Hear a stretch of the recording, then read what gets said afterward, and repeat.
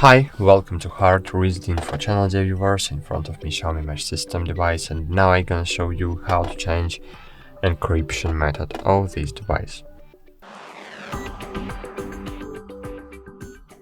Firstly, you need to open your Xiaomi Mi Home application. Here, choose your Xiaomi Mesh System, then scroll down, choose Wi-Fi settings, then scroll down again, choose encryption method, and here just choose your favorite encryption method, for example hybrid encryption or no encryption without password, or you can use VPA 3A and 2 encryption. I suggest to use this encryption method and just wait until device reboots.